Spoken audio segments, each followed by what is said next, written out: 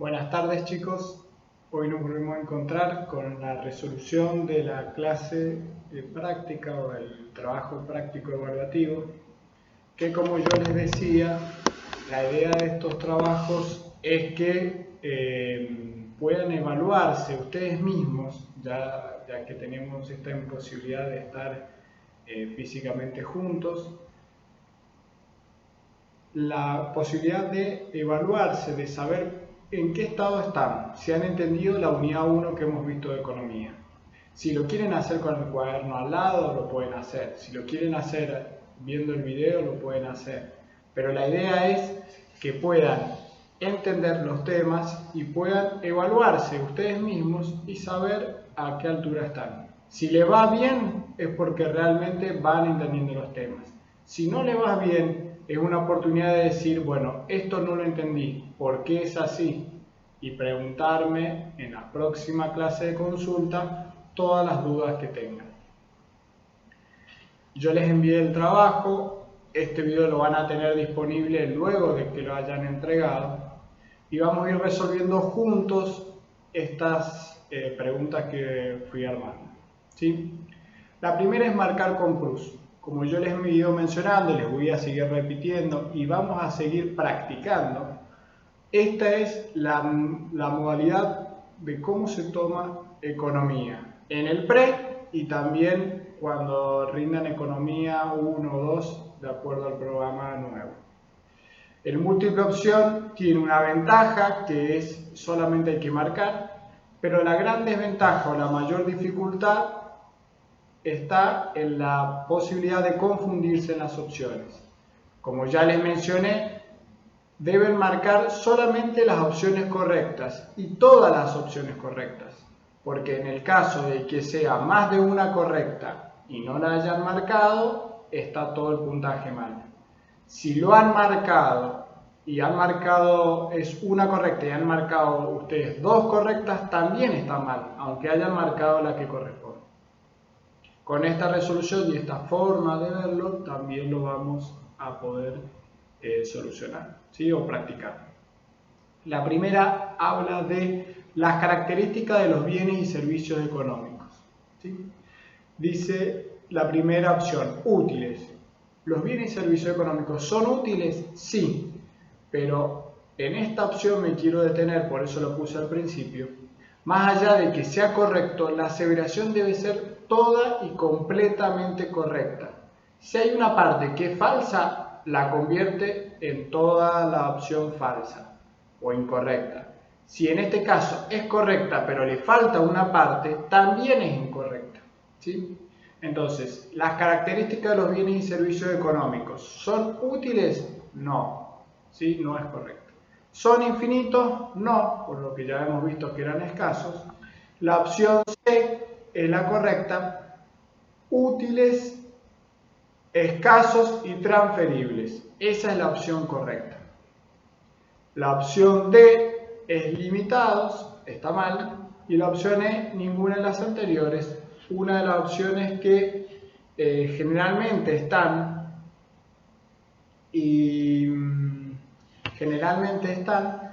y a veces habilita las demás opciones, ¿sí? o que todas las demás sean incorrectas, es esa, en ese caso hay que marcarla.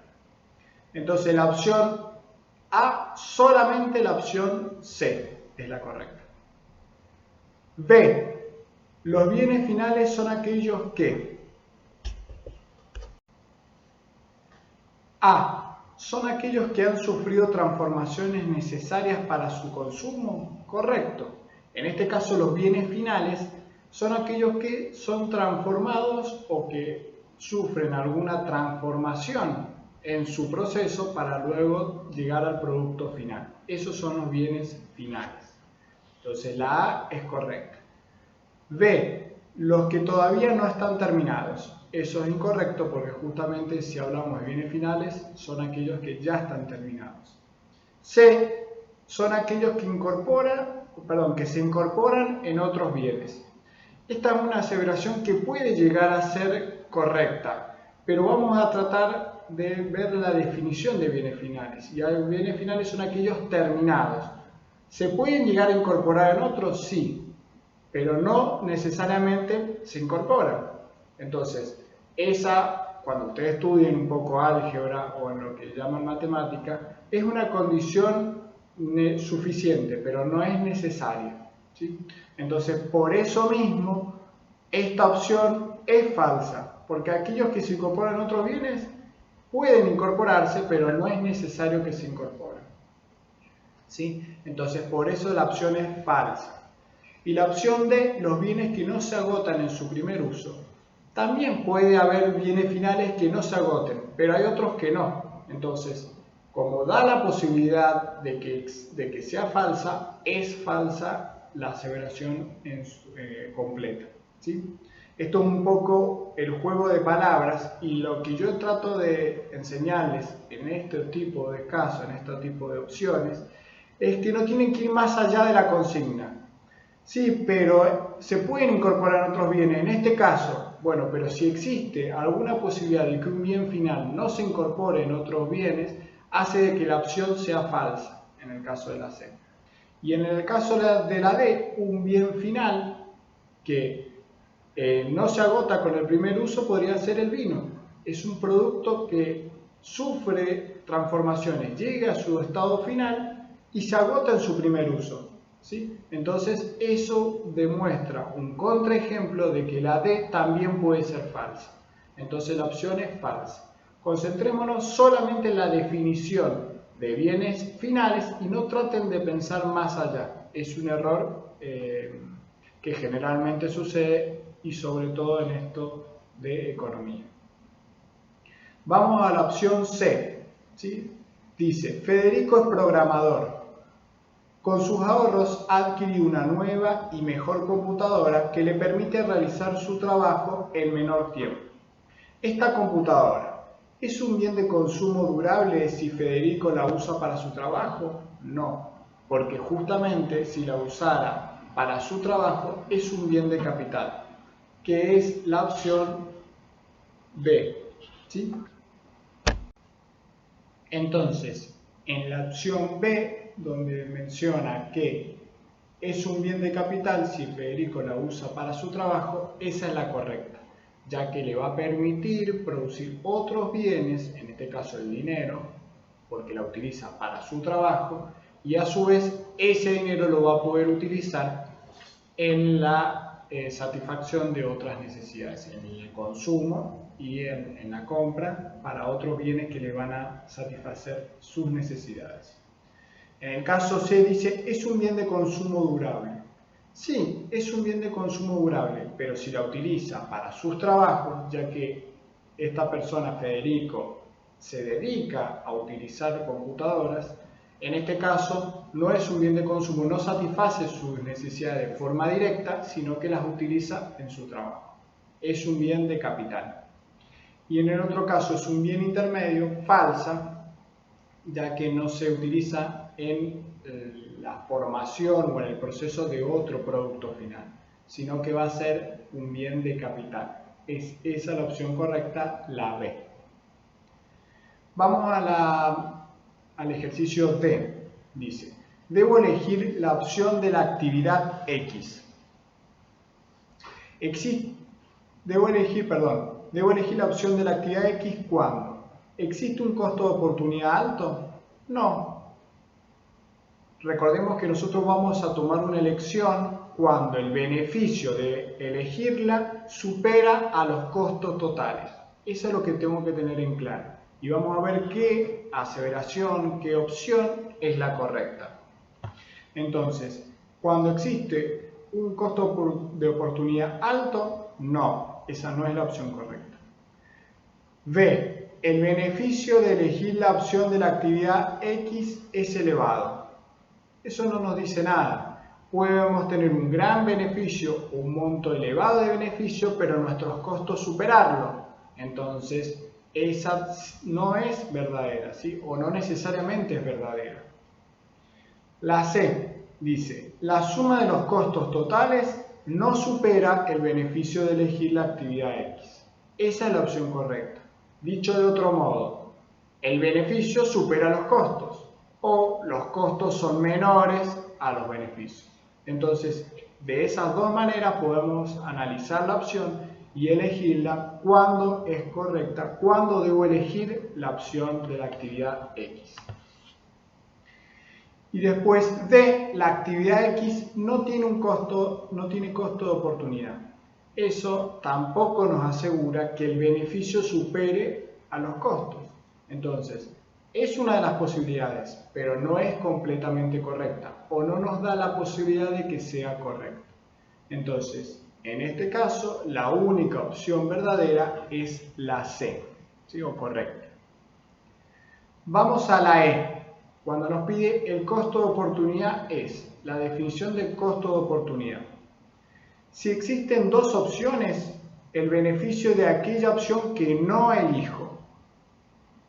Esa es una opción correcta. ¿Por qué? Porque recordemos que el costo de oportunidad es aquello que yo renuncio por tomar una decisión, ¿sí? Entonces, si existen dos opciones, el beneficio de la opción que no elegí es mi costo de oportunidad. O dicho de otra manera, lo que yo renuncié en la opción que no elegí es mi costo de oportunidad. Por eso, esa es una de las correctas. Después dice, es el único costo que debo tener en cuenta. Falso, porque el costo de oportunidad no incluye todos los costos que debo tener en cuenta. Además tenemos costos directos y pueden haber otro tipo de costos que tenga en cuenta para analizar mi relación beneficio-costo. C. Si existen dos opciones, el beneficio de aquella opción que elijo. No, el beneficio de aquella opción que yo elijo justamente es mi beneficio, no es mi costo de oportunidad. El costo de oportunidad es aquello que yo me perdí, que yo renuncié. Y la opción D, aquello a lo que hay que renunciar para obtener lo que se desea, esa es la definición explícita del cuadernillo, ¿sí? Entonces, en este caso las opciones correctas son la A y la B. La A y la B. Con eso terminamos el múltiple opción, ¿sí? Espero que les haya quedado claro. Recuerden no ir más allá de la opción, porque generalmente ese es el error. Uno empieza a suponer situaciones que se pueden dar y no quedan claro dónde quiere llegar el ejercicio. El ejercicio, concéntrense hasta la definición, hasta lo que le pide y no más allá.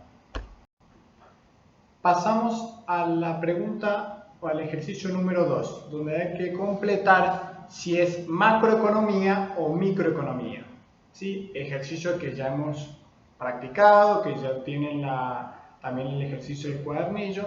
Simplemente hay que determinar si abarca o pertenece al campo de la macroeconomía o de la micro. El ejercicio dice, el aumento de los salarios de los cosechadores de nueces provocó un aumento en el precio del producto. Eso claramente es microeconomía, ¿sí? Estamos hablando de un solo producto, de un solo bien, de un solo mercado, es algo microeconómico. Luego pasamos a la segunda, el desempleo en el año 2016 fue del 10%. Otra vez, desempleo, una variable macroeconómica, pertenece a ese campo. Si el Estado provincial mantiene el nivel de gasto, habrá déficit. Esto también es macroeconómico, ¿sí? Donde el gasto, el déficit, superávit de la macroeconomía, ¿sí? Pertenecen a ese campo. Más allá, y esto lo aclaro siempre y por eso lo incluí en los ejercicios, que sea provincial. No se refiere macro y micro al aspecto geográfico, sino que es a la variable que estamos analizando, al indicador que estamos analizando. Por eso es macroeconómico. Y la cuarta dice, al aumentar el precio de la harina, todos los productos panificados que se elaboraron con ese insumo también aumentaron sus precios. Nuevamente es microeconómico, es algo que analizamos en un solo mercado, de un solo producto. Este ejercicio, si bien se torna un poco repetitivo, es bueno que lo practiquemos, es bueno que no queden dudas, porque este ejercicio también estoy casi seguro que van a tener un ejercicio en el pre y es algo fácil para que puedan ir sumando sus puntos, ¿sí? Los necesarios para aprobar. Luego hay un ejercicio donde deben completar con las palabras que están en el recuadro. Deben completar las definiciones que ya hemos visto, que ya hemos analizado y estudiado.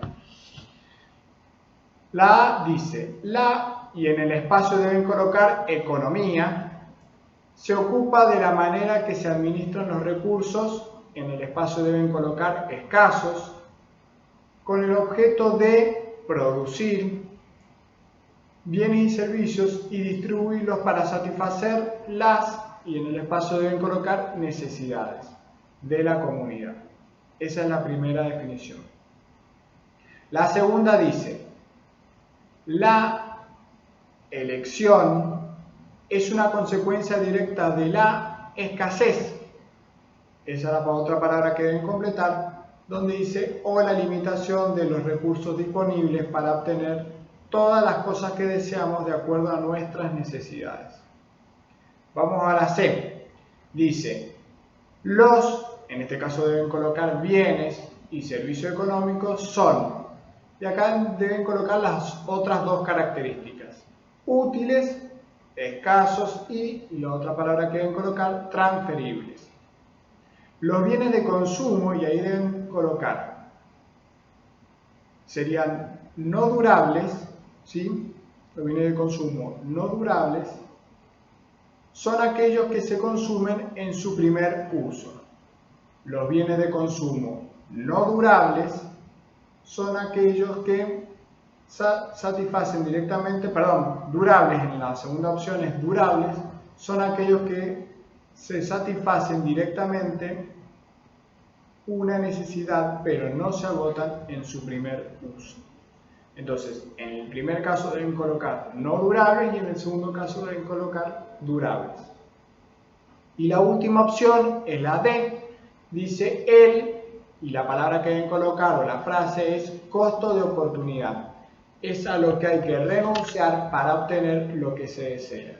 Esta, nuevamente, vemos la definición de costo de oportunidad porque es importante, lo toman, ¿sí? Es algo que suelen tomar y lo deben tener bien en claro, sobre todo para resolver los siguientes ejercicios.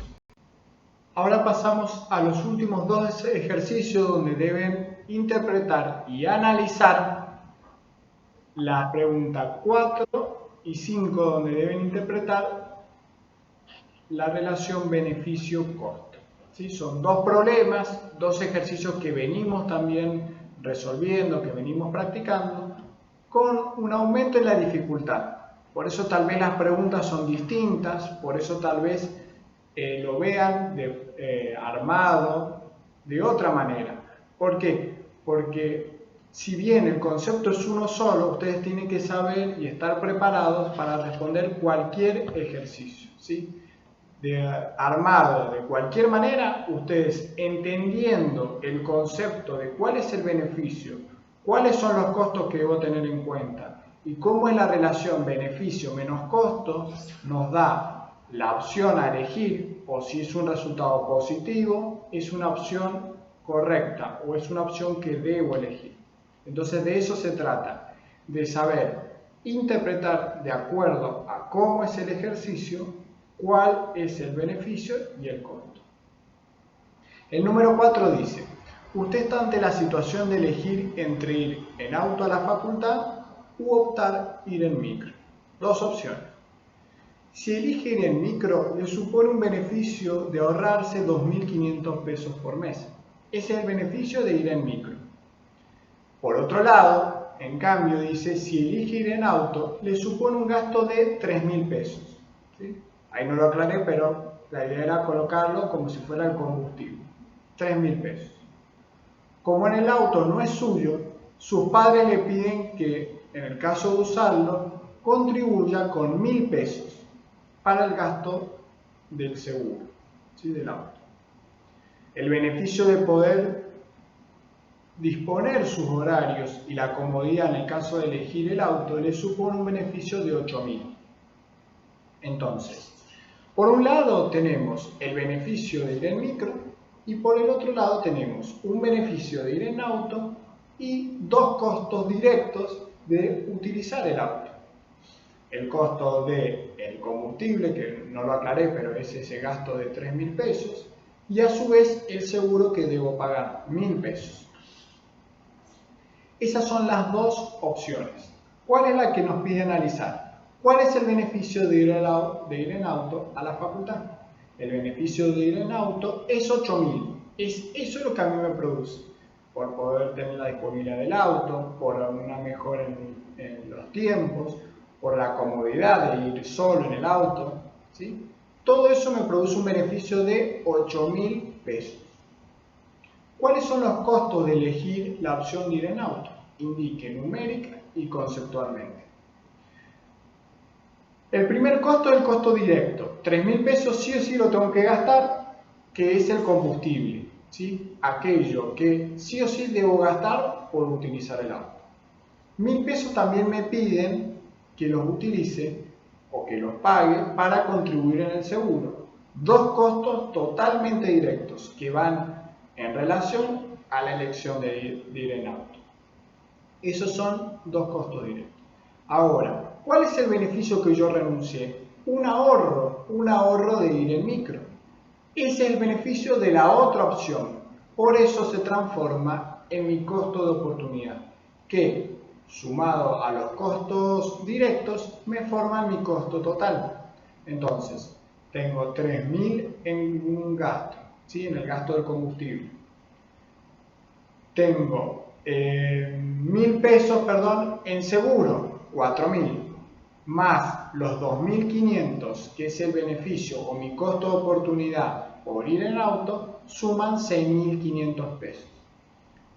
8.000 pesos, que es mi beneficio total, menos 6.500, me da 1.500 positivo en mi relación beneficio menos costo.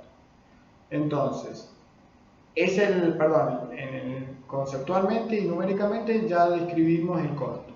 Y en la C, cuando nos pide tomar una elección, esos 1.500 pesos, al ser positivos, beneficio menos costo, 8.000 menos 6.500, nos da 1.500 positivo, es decir, que debo tomar la opción de ir en el auto, ¿sí? Mis beneficios superan a mis costos, debo tomar esa elección. Por eso se hace este análisis y esta es la forma de resolver este ejercicio. Por último pasamos al último ejercicio, ¿sí? Similar pero con una nueva dificultad. En este caso habla de que Cintia haya sido invitada a jugar al vóley el próximo sábado. Si decide ir tendrá que faltar a su trabajo, al cual la llevan y la traen. Esto es un dato para no considerar el transporte en este caso, por el cual se le descontarían de su sueldo 210 pesos. Además, tendrá que pagar el uso de la cancha 50 pesos y el transporte 25 pesos. Entonces, la opción A nos pide analizar el costo, ¿sí? Acá no hablamos de beneficio de ir a jugar todavía, solamente tenemos la opción de jugar o de ir a trabajar. Entonces, en el caso de que vaya a jugar al vóley, que es lo que nos pregunta cuánto ascienden los costos de ir a jugar al vóley, debemos analizar como costo directo el costo del alquiler de la cancha, 50 pesos, y el del transporte, 25. Ahí tengo 75, sumo 75 pesos de costo, ¿sí? Luego, tengo 210 pesos, que es el beneficio de lo que yo renuncio, ¿sí? Por ir a jugar. Yo renuncio a ir a trabajar. Esos 200 pesos que no percibo porque voy a ir a jugar al vóley, en ese caso se transforman en mi costo de oportunidad. Mismo razonamiento que para todos los ejercicios que hemos trabajado, ¿sí? Pero debemos saber ubicar cada dato en el concepto y bajo la definición que corresponde. En este caso el concepto es costo de oportunidad 210 pesos. ¿Cuánto es nuestro costo total? Los costos directos 75 más 210 forman un costo total de 285 pesos. A eso es cuánto asciende. Me llama la atención que varios me pregunten o se les complique cuando yo digo palabras que como a cuánto asciende o cuánto reporta son sinónimos, ¿sí? Es para no preguntar de la misma manera siempre, pero a cuánto asciende, cuánto reporta, cuál es, son todos sinónimos para hallar un número y en este caso conceptualmente también. En el caso de la pregunta B, que tal vez un poco la dificultad que le voy agregando para que puedan practicar y como ya les dije, estén preparados para cualquier tipo de ejercicio de este tema. Esta es la dificultad que se le agrega. Si decide ir a jugar, que es la opción de ir a jugar al vóley, ¿cuál es el mínimo beneficio que le reporta jugar? ¿Cuál es o a cuánto debería ascender el beneficio para que puedan ir a jugar? Si yo sé que mi costo total es 285 y para tomar la opción de ir a jugar, mis beneficios tienen que superar a ese costo. Mi beneficio deben superar a 285. Entonces, ¿cuánto es el mínimo beneficio que debería tener para poder decidir ir a jugar? Si ya sé que mis costos son 285, mi menor beneficio debería ser 286 pesos o desde 285 en adelante. Cualquier valor que ustedes le den mayores a 285 pesos es un beneficio tal que me permite elegir esa opción, elegir la opción de ir a jugar. Entonces, un poco es esta la dificultad. Sin darle yo un beneficio, ustedes deben saber y entender que para yo tomar la opción o elegir la opción de ir a jugar, debe sí o sí superar los costos totales. Entonces, si mis costos totales son 285, cualquier valor que yo tenga como beneficio superior a ese número, hace que yo vaya a jugar al vóley, ¿sí? Trato de ser claro en este punto porque es tal vez la dificultad o lo distinto que tenemos respecto a los demás ejercicios que hemos practicado. 285 más, si me pusieron cualquier número mayor a 285 también lo voy a considerar bien. Pero lo importante es que ustedes entiendan que el beneficio que me hace tomar esta opción, en este caso de ir a jugar, es cualquier valor superior al de mis costos, ¿sí? Y por último, la opción C, acá sí me supone un beneficio, me da el supuesto, pero este supuesto es solo para la opción C.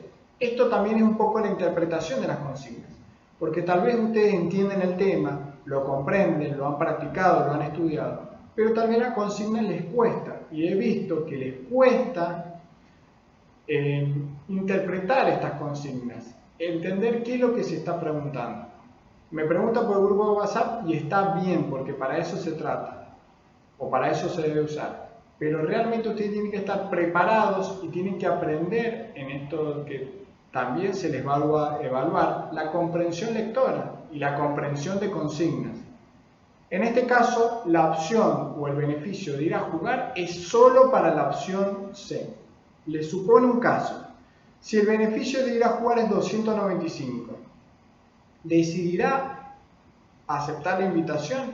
Por supuesto que sí. ¿Por qué? Porque bajo este supuesto, que solo es válido para la opción C, 295 de beneficio supera mis costos totales, que es 285.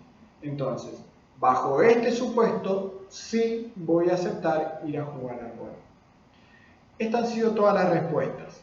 Espero que hayan sido bastante claras. Cualquier duda que surja luego de ver esta clase, las debatimos el jueves que viene. No tengo problemas que me consulten, pero tratemos de centralizar todas las consultas en el horario de consulta y bajo la modalidad del grupo de WhatsApp. Algunos me envían privados, evitemos eso, tratemos de utilizar el grupo. No porque me moleste a mí la pregunta, sino porque la misma pregunta que ustedes tienen les puede servir a otros compañeros. Entonces, parecen tontas, parecen simples, pregunten por el grupo. Y yo se los voy a ir respondiendo siempre y traten de que sea en el horario de consulta. porque esa misma pregunta le puede servir a otro compañero, la respuesta que yo les dé les puede servir a otro compañero y les puede ayudar. Espero que hayan podido resolver el examen. Luego de que yo lo resuelva, no hoy, no día jueves, sino en los próximos días, les enviaré por el grupo de WhatsApp los resultados. Siempre entendiendo de que no es, o sea, obviamente si se saca una buena nota es algo bueno, pero lo que a mí me interesa es que ustedes entiendan los ejercicios. La nota buena o mala hoy por hoy no nos sirve o no nos interesa. Lo importante es que ustedes entiendan las preguntas, las consignas y por supuesto las respuestas.